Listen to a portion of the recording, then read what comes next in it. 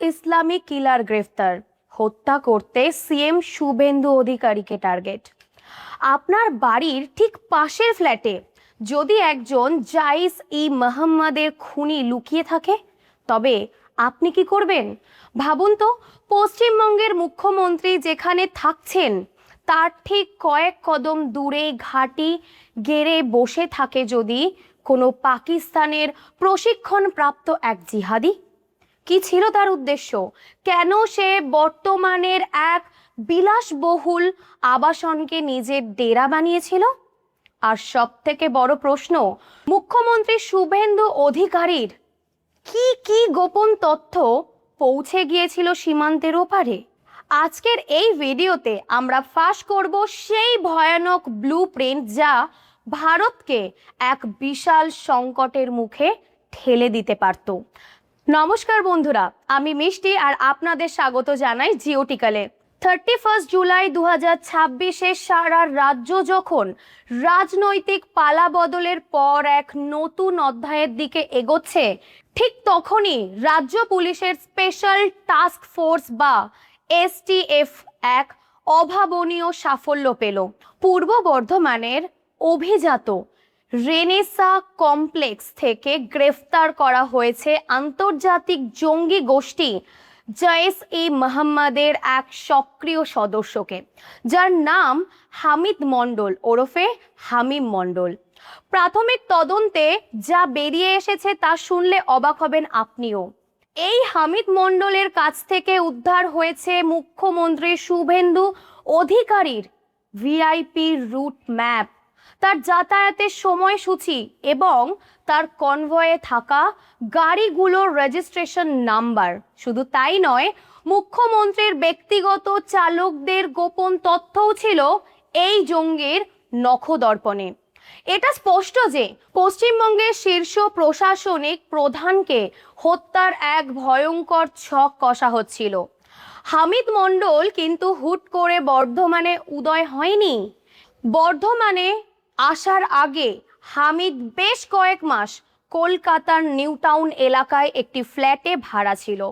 মজার ব্যাপার হলো, সেই ফ্ল্যাটটি ছিল একজন হিন্দু পরিবারের মালিকানাধীন এবং হামিদ যেখানে নিজের পরিচয় গোপন করে একজন সাধারণ ভাড়াটে হিসেবে মিশে গিয়েছিল। কেন নিউ টাউন? কারণ মুখ্যমন্ত্রীর বর্তমান বাসভবন এই এলাকার খুবই কাছে। হামিদ একাধিকবার সেই রাস্তাগুলোর রেকি করেছিল যেখান দিয়ে মুখ্যমন্ত্রী যাতায়াত করেন। সে জানতো মুখ্যমন্ত্রী কখন বাড়ি থেকে বেরোন এবং কোন পথে সচিবালয়ে যান। বর্ধমান কেন? যখন কলকাতায় নজরদারি বাড়তে শুরু করে, হামিদ তখন বর্ধমানের রেনেসা টাউনশিপে চলে যায়। এই ধরনের টিয়ার 2 শহরের গেটেড সোসাইটিগুলো জঙ্গিদের জন্য আদর্শ সেফ হাউস হয়ে দাঁড়িয়েছে, কারণ এখানে ভাড়াটেদের ব্যাকগ্রাউন্ড চেক করা ততটা জরুরি ছিল না বা অতটা কড়াকড়িও নয়। আপনারা কি মনে করেন আমাদের শহরের আবাসনগুলিতে ভাড়াটে ভেরিফিকেশন আরও করা হওয়া উচিত? কমেন্ট বক্সে আপনার মতামত অবশ্যই জানাবেন। এই ঘটনার ভূ রাজনৈতিক গুরুত্ব বুঝুন। হামিদ মণ্ডল কেবল একজন সাধারণ জঙ্গি নয়, সে ছিল সজ্জাদ ভাটের অত্যন্ত ঘনিষ্ঠ। এই সজ্জাদ ভাট কে? তিনি ছিলেন 2019 সালের ভয়াবহ পুলওয়ামা হামলার অন্যতম প্রধান মাস্টার মাইন্ড। এসটিএফ এর ডিজিটাল ফরেনসিক তদন্তে দেখা গেছে হামিদ এনক্রিপ্টেড হোয়াটসঅ্যাপ মেসেজের মাধ্যমে কাশ্মীর এবং পাকিস্তানে বসে থাকা জাইস হ্যান্ডেলারদের সাথে নিয়মিত যোগাযোগ রাখত। গোয়েন্দাদের মতে এটি একটি Kashmir to Bengal terror corridor তৈরির চেষ্টা ছিল। তারা পশ্চিমবঙ্গকে কেবল রিক্রুটমেন্টের জায়গা নয়, বরং অপারেশনাল হাব হিসেবে ব্যবহার করতে চেয়েছে। এই গ্রেফতারি ভারতের জন্য এক বিশাল জয়। একজন পুলওয়ামা লিঙ্কড হাই লেভেলের টার্গেটকে নিষ্ক্রিয় করা গেছে। যদি এই হামলা সফল হতো, তবে ভারতের অভ্যন্তরীণ নিরাপত্তা এবং সম্প্রীতি ভেঙে চুরমার হয়ে যেতে পারত। নতুন সরকারের ওপর এই ধরনের হামলা ভারতের গণতন্ত্রের স্থায়িত্ব নিয়ে আন্তর্জাতিক মহলে ভুল বার্তা দিত। শুভেন্দু অধিকারীর প্রশাসন দায়িত্ব নেওয়ার পরই পশ্চিমবঙ্গের অভ্যন্তরীণ নিরাপত্তা ব্যবস্থায় আমূল পরিবর্তন এসেছে। এই ঘটনার পরপরই রাজ্য সরকার পশ্চিমবঙ্গ জননিরাপত্তা এবং অসামাজিক কার্যকলাপ নিয়ন্ত্রণে আইন 2026 অত্যন্ত কড়াভাবে কার্যকর করছে। এই আইনের মাধ্যমে কোনো বিচার ছাড়াই সন্দেহভাজনদের 12 মাস পর্যন্ত আটকে রাখা যায়।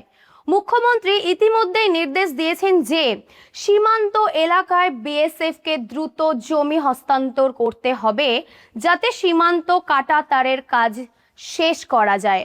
জঙ্গি দমন অভিযান সাম্প্রতিক সময়ে শুধু হামিদ নয়, আনসারুল্লাহ, বাংলা টিম, এভিটি এবং অন্যান্য জঙ্গি গোষ্ঠীর সদস্যদেরও মালদা ও মুর্শিদাবাদ থেকে গ্রেফতার করা হয়েছে।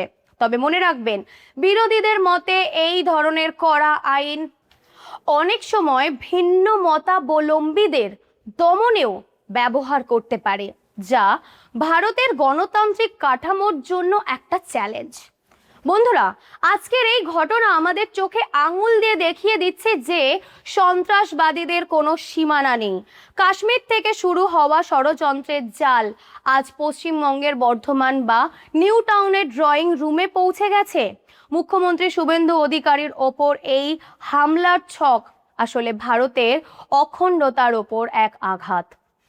আমার প্রশ্ন আপনাদের কাছে, আমরা কি কেবল সরকারের ওপর ভরসা করে থাকবো, নাকি আমাদের চারপাশের মানুষ সম্পর্কে আমাদের আরো সচেতন হওয়ার সময় এসেছে?